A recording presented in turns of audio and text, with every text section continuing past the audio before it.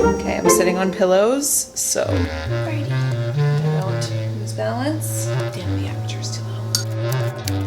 There we go. We can work with this.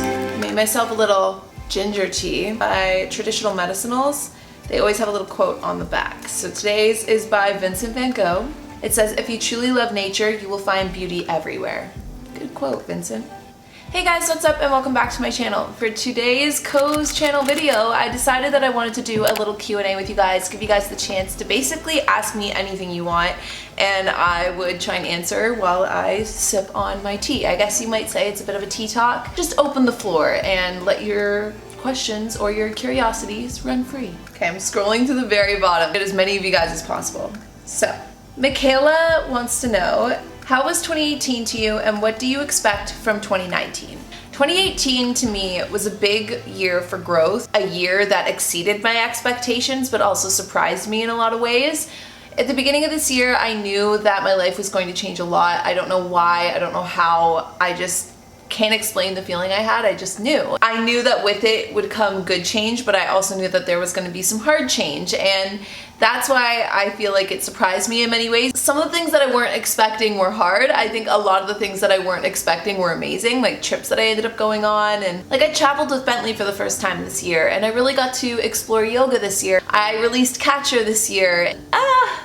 It was a good year. I'm just excited to take all of the tools that were given to me in 2018 and move into the new year with just kind of this newfound knowledge and also just this new energy and excitedness. I feel like I have so many just ideas and projects that I want to work on. I feel like I've really come to terms with like my airiness, like my dream world, and then my earth, and like actually bringing all of these things that I think in my head and all of these, just everything down to earth. And that makes me really excited going into 2019 because I feel like it won't so much be just like the universe surprising me when things happen in 2019. Like I want to make things happen. Ooh, I love this. Freya Stockin wants to know your favorite coffee order for every season. Okay, so Christmas time, probably gingerbread latte, or I did my first chestnut praline latte recently with almond milk, and wow. Moving into the winter time, anything peppermint. Springtime, ooh. I feel like spring is a big, like, classic, basic, sugar-free vanilla latte with almond milk. I don't know. Summer, I'm definitely an iced coffee kind of gal, so either iced coffee with almond milk or coconut milk, or sometimes I'll treat myself to like an iced toffee nut latte or an iced cinnamon dolce for kind of moving summer into fall. Which my fall drink, I think you guys already know this, is the cinnamon dolce latte made with almond milk or coconut milk.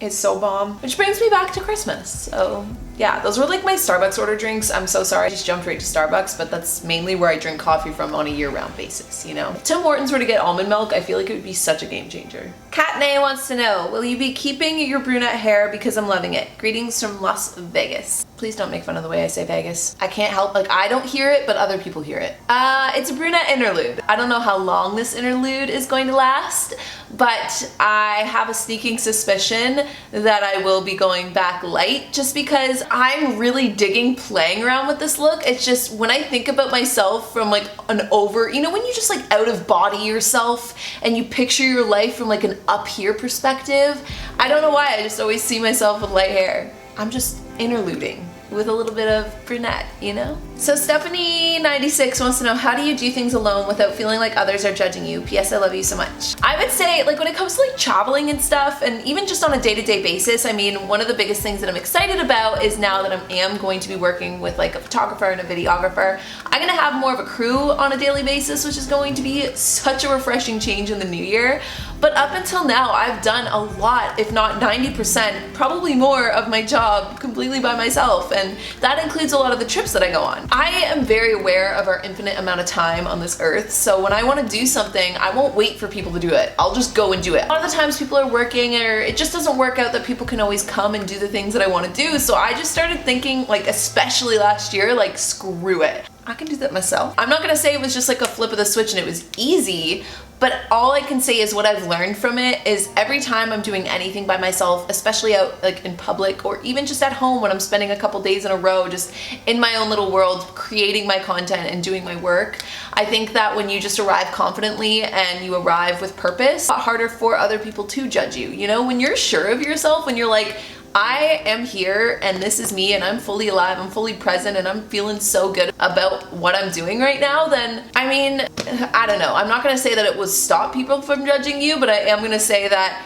even if people do judge you, you kind of just brush it off because you know your story, you know your path, you know your journey, and you're on your way. The only thing that people could judge you for in that aspect is just that you're different from them, and that's kind of what makes us all cool. Ange Clark 123, what do you love most about yourself, and have you always loved that part? I've actually been debating doing an insecurities video, like my insecurities or my imperfections or whatever. If you guys want to see that, let me know down below. I'm curious to know your opinion on it.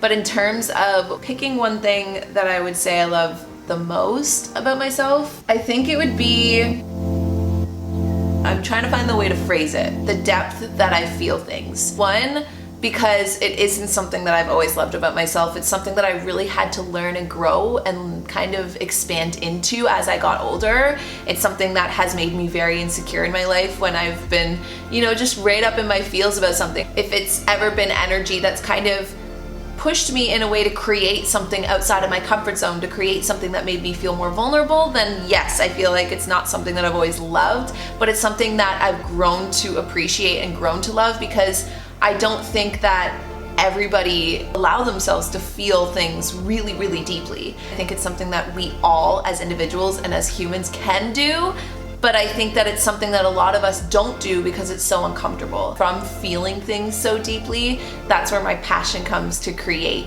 And creating things is my favorite thing in the whole entire world to do. So, yeah. Amy Nans wants to know, what's your favorite day of the week? And I would say I'm a good toss-up between Sunday and Monday. Such an unpopular opinion, I know. But Sunday to me is my favorite weekend day because it's just such a, like, you know, just a coming home day. Just getting cozy and just kind of doing a couple things to get yourself ready for the week. And then I love Mondays because Mondays are always when I feel the most motivated to just like hit the ground running. So Excella Lloyd wants to know, why did you name your merch COES? And I was sitting down and kind of coming up with my brand kind of game plan when I knew that I wanted to start something that was secondary to me, that I could still create and stand behind, but it wouldn't be my name, you know? I was trying to think of what was going to be like the main focus. Was it going to be veganism? Was it going to be health? Was it going to be fashion? And all I could come back to was being cozy, because when it boils down to it, that is literally like my soul through and through. I just love to be cozy, and I don't know what COES is going to grow into, and sweaters, and we're selling mugs, and I'd love to move into like getting scrunchies on there and getting reading socks and just basically creating a cozy atmosphere, but also one that isn't just about staying in your comfort zone, but it's about getting comfortable outside of your comfort zone, and cute cozy wear, but also inspirational and like happy and healthy, you know? When cozy was the main word and I was thinking about it from that angle,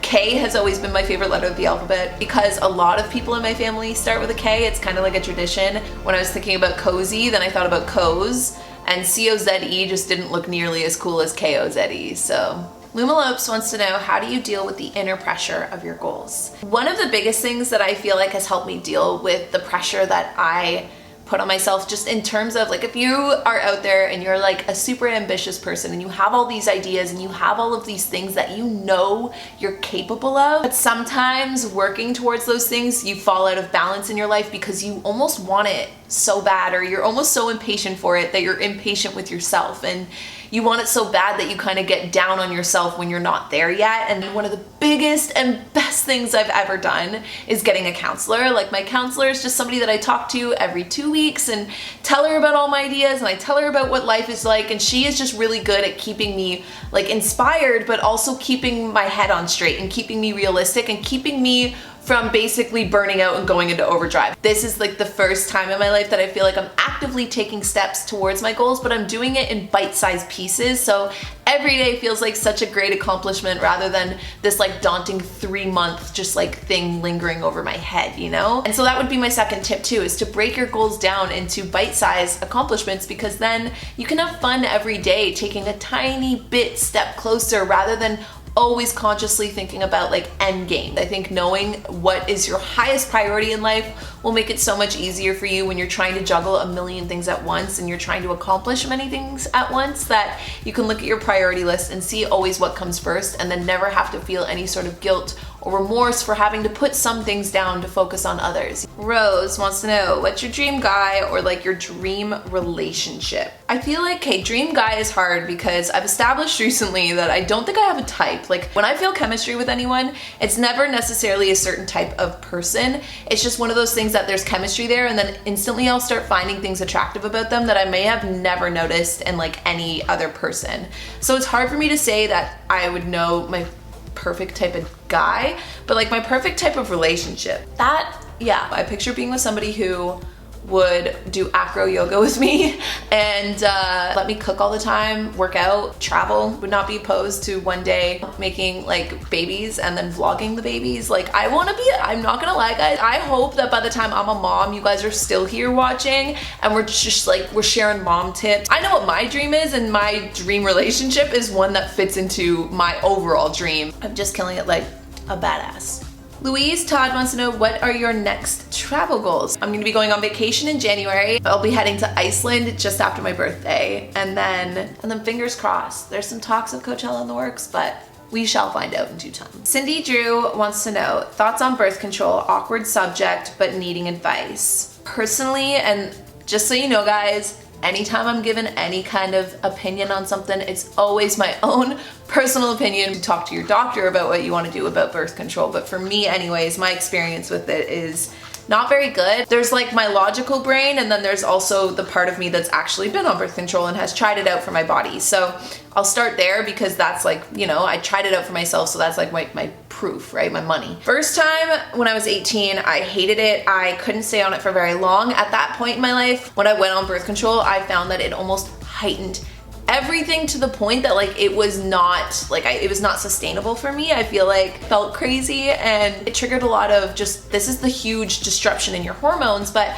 I was already feeling depressed and I was already feeling anxious, and so it kind of triggered this hopelessness in me and this crazy neurotic just mood changes in me that I just could not handle at that time in my life. So I didn't last on it very long the first time, and then the second time was at the beginning of this year. This time it was a little different though, because I decided to go on a progesterone only birth control. I didn't feel as crazy or as like neurotic as I did the first time, but at the same time I started kind of, this is really gross guys, we're getting so TMI, but like my hair started growing in like a lot thicker, like all over my body, even on my arms and such, and my hormones again got really out of whack. Within a month of being on it, it kind of took away my period, really put my hormones out of whack. So that is my experience with it. I came off of it in the springtime. Now in terms of my logical brain, the way I look at birth control is the way I try and look at a lot of things, and again, personal opinion, disclaimer, but I am striving to live my life as naturally as possible because that makes the most sense to me. Being on birth control is not an option for me,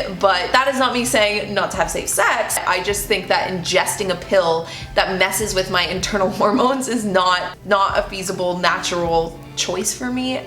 Yeah. If you guys want a full video, I can do one on birth control and period cycle, balancing your hormones. I can do that. Faywall33 wants to know, have you always been naturally skinny, and have you ever had any bad relationships with food in the past?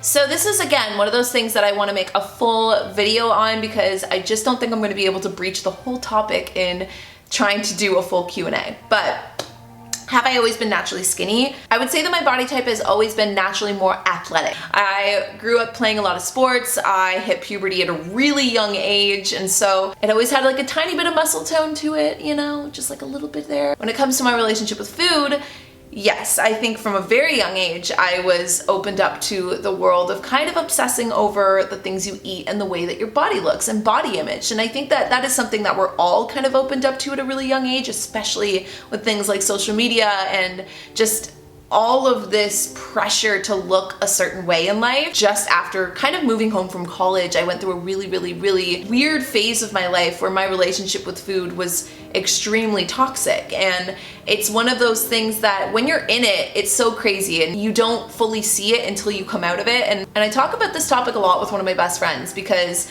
we both have agreed that we don't think we know anyone that hasn't had this problem, and it's so sad because in a group of girls that have all kind of either grown up together or even just grown up the same age, like people that we're even meeting nowadays, that when you talk about these things too, it's so much more common than you think, that relationship to health and food is been so skewed, and we're told so many different things, and certain standards are always kind of propped up against us. Yeah, my relationship with food was definitely strained at many times in my life. I've yo-yoed in and out of that, and that's why, again, like I said, I want to make a full video on it because I feel like I need to do it justice, and I need to fully explain the thought process, and not only just the thought process but the research behind it all. And it's a video that I'm working on, like putting a lot of thought into, and a lot of just vulnerability into, because I want to be honest with you guys, because I know, like I said, based on how many girls I already know that have dealt with it, I know how many of you guys out there might be dealing with it too. So know that, one, your natural body type, and by that I mean your body when you're just eating day to day kind of healthy and not thinking about it and are moderately active, is your standard, and you're allowed to basically own that standard, because nobody else on this earth is going to be born into the body you're born in with the soul that you have. So first, establish your own standard of natural. Because when you back up your natural state with confidence, like even the fact that I'm not wearing makeup this whole video, I think that it's one of those things that is just the most beautiful about anyone, when someone just shows up fully as themselves and is just like.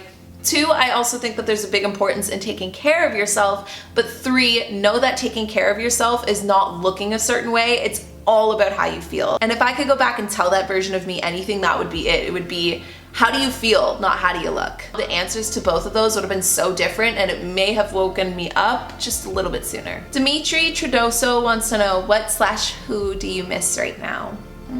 Probably my papa. Paige Yancey17 says, what's a personality trait that you admire in other people? Kindness, for sure.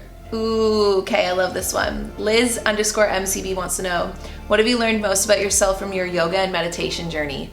Whew. The biggest things that I have learned from doing yoga and meditation is my inability, or not my inability, because I'm able to do it way better than I used to from the practice that I've taken all year, but my struggle to slow down my life. I am a go, go, go type of person, and meditation and yoga, when I first started getting into it, it was like, once you kind of get past the initial, like, what, this is kind of weird, and you're like thinking about all the things because it's brand new, but once you get past that newness and you start needing basically the backbone of discipline to keep you there, I would show up to do my yoga or show up to practice my meditation, and I would find it really hard to focus because I just wanted to be on to the next thing. And it was such a big tool in unlocking my challenge of the year to slow my life down and to actually just breathe and be, than to constantly be achieving, you know? Peachy X Mochi wants to know, what's the most important thing in the world to you right now? And I feel like my answer to that will be, like always, Bentley. Just forever, Bentley. Just kidding, he might be upstairs. My cousin asks, are you excited for family litmus this year? Oh, hell yeah. Okay, Christine asks if I missed my grade 6 crush. She actually put his name though. She also asked, would I get a breast implant on my forehead if it meant saving Bentley's life? Yes, but I would be miserable, but I'd do it. And then the last question I'm gonna answer for you guys is by Tasnim_Nafati. She wants to know, do you ever feel worried about the future? And I feel like that's a good question to end this on. I feel like it's human to feel worried about the future. I feel like it would be kind of naive to say that nobody worries about it. I don't know, maybe there are people on this earth that don't worry about it at all, but that probably came from a lot of self-discipline, meditation, and practice. When I find myself worrying about the future, then I just try and remind myself that technically it does not exist. So of course there's always going to be things that I worry about, but when I get it off my chest by either writing it down into a journal or turning it into a podcast or creating a video with it or even just talking it out with friends and family over glasses of wine or cups of coffee, I feel like that kind of alleviates the worry, the anxiety that comes from not knowing, because I'm a control freak. I love knowing. But the only way that you can ever heal that, you know, need to like micromanage your life and also that worry that might come of the unknown that is the future is trust. I started off this year reading Sacred Powers and found out that the sacred power that I apparently take to most in life is trust, and it's the biggest one that was tested for me for 2018. Like, I see you, universe, I see what you did there. But the biggest thing I learned this year that I hope to take with me and I'm still growing and learning about every single day, it's not something that I think you'll ever fully accomplished. It's trust in myself, trust in my intuition, trust in my intention, and also trusting the universe, trusting something bigger than myself, which to me is love, it's God, it's the universe, it's the source, it's energy. All of those things are the same to me, and all of those things are infused to me, and all of us are those things, and we're all connected in that kind of way. I know that's super deep. When I always bring it back and boil it back down to that, I know that no matter what happens to me, I think I'll be okay, because there's nothing that I've gone through yet that hasn't helped me learn or grow in some kind of way. There also hasn't been anything that's happened to me yet that hasn't ended up being a key to open up a door later on in life. And so, yeah, I don't know, it's that trust in the magic and trust in yourself. When you do that, you become the magic. So there you guys have it. That is my COES Q&A for the day. There are a couple open slots for coffee talks, so let me know what you guys want the next one to be on. And aside from that, I will see all of you guys in my next video. Bye guys. Testing the focus of the camera.